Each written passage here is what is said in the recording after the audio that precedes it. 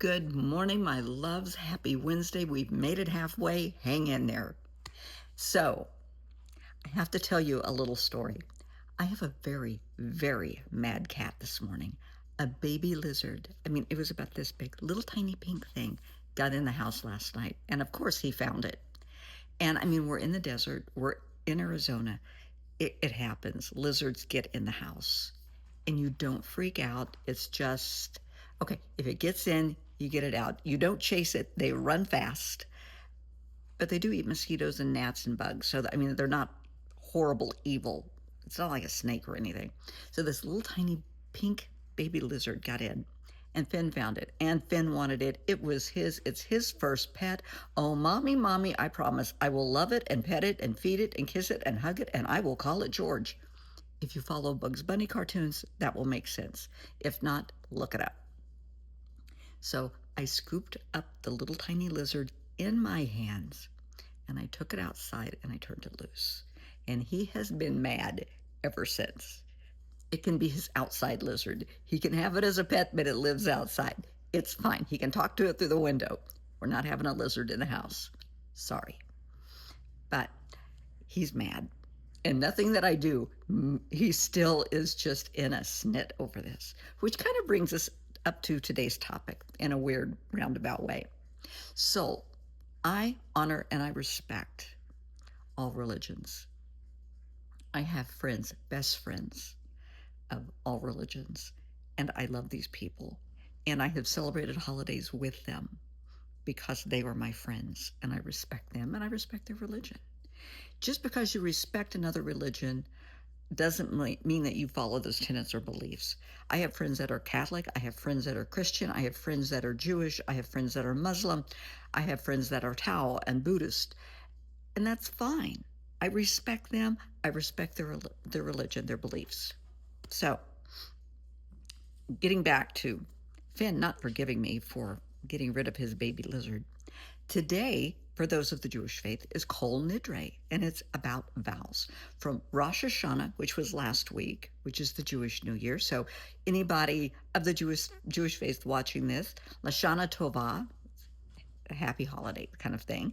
Lashana Tova, Happy New Year. And from Rosh Hashanah to Yom Kippur, which is tomorrow, are the 10 days of penance.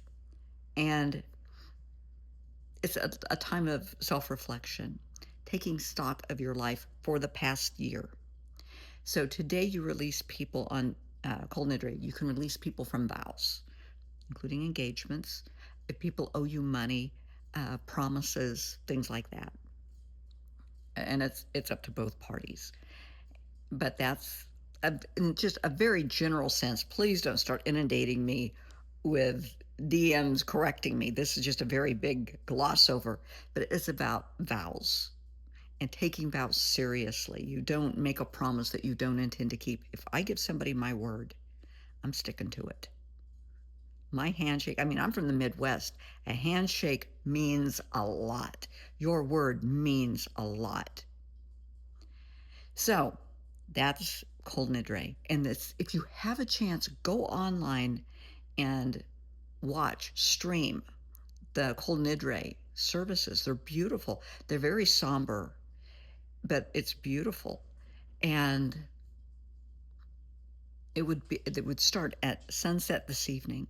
So if you're in the US, I would think, and I don't know what time the sun sets, and it goes by East Coast time. I would think about 5-ish on the East Coast, I'm thinking. So kind of play around with that a little bit. But I would urge everybody to just, if nothing else, go on YouTube and YouTube KOL space NIDRE, Kol Nidre, and just watch it. And tomorrow is Yom Kippur, the Day of Atonement. The day you go to people and you say,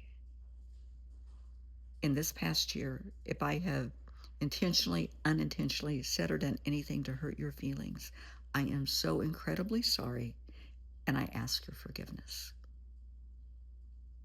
I love that. That's accountability. And you know me, I'm all about accountability.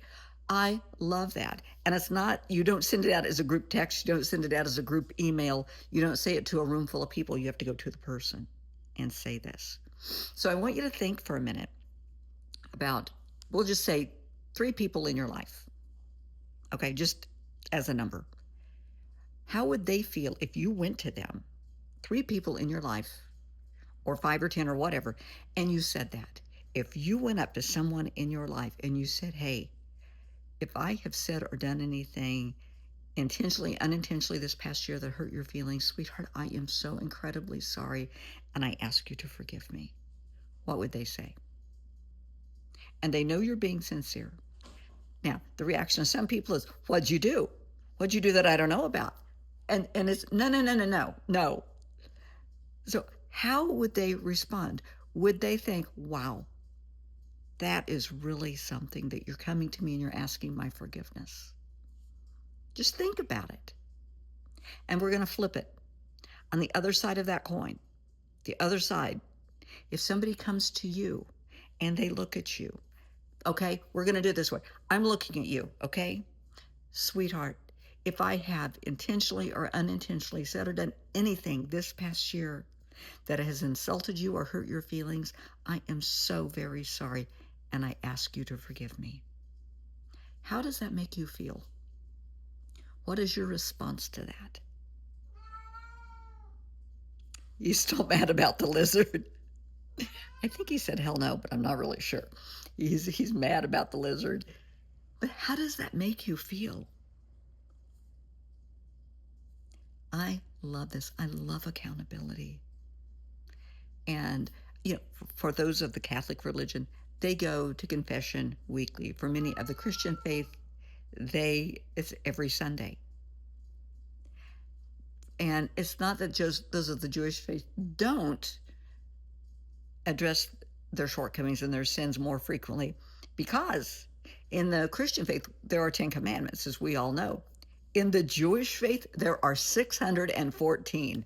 What are your odds of screwing those up every day? Whoa, off the chart. So I just find it fascinating. I love this and I embrace this. I wish more people would take the time to educate themselves on religions and beliefs. And lizards. And then it takes away the fear. Just because you read about it, just because your kids study it in school or as an assignment, don't get mad at them, because it's taking away the fear. Knowledge takes away fear. Just like light takes away the darkness, knowledge takes away fear, because fear is darkness and knowledge is light. So educate yourself.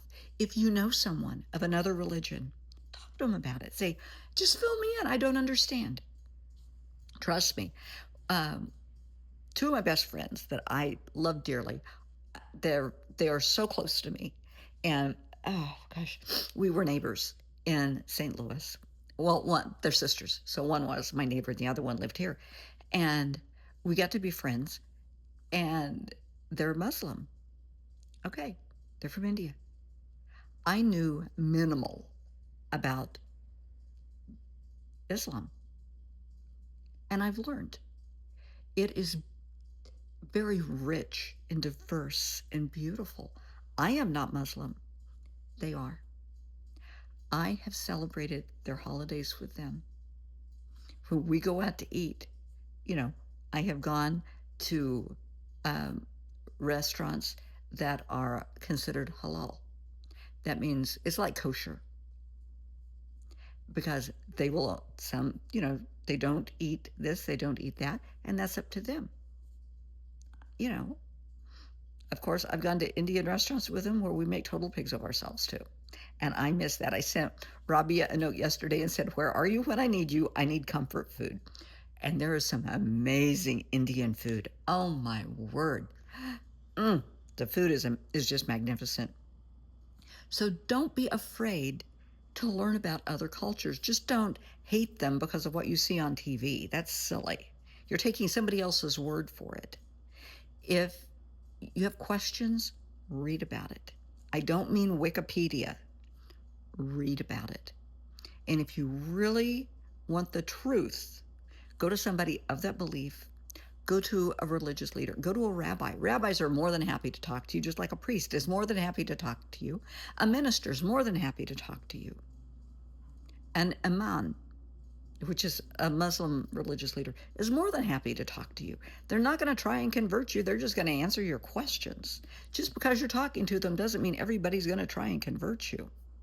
I know in the Christian faith, one of the first things they're going to ask you is, have you accepted Christ as your Lord and Savior? They're not going to do that in Judaism. They're not going to do that in the Muslim faith. They're just going to answer your questions. That's it.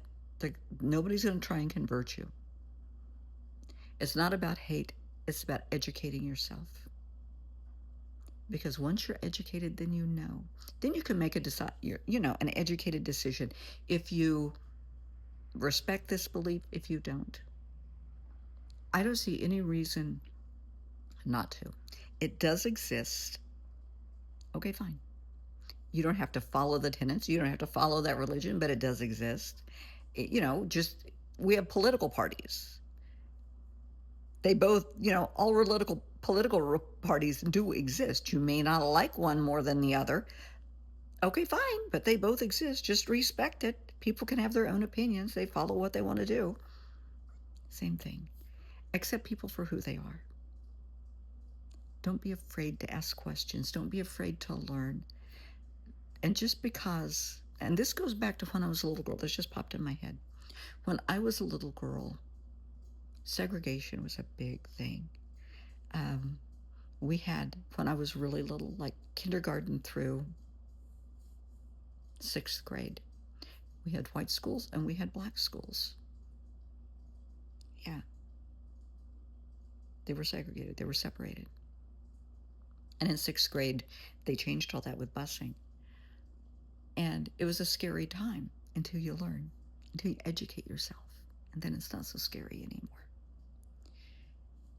So educate yourself. Don't hate someone because of their religion. I mean, if they do something to you, it's the person, it's not their religion. It's not their political belief. It's a them thing. And the them thing could very easily be mental illness. So keep that in mind. I'm not saying using that as an excuse, but somebody that takes a gun and drives through a church, sets it on fire and shoots people, that's mental illness. Yeah.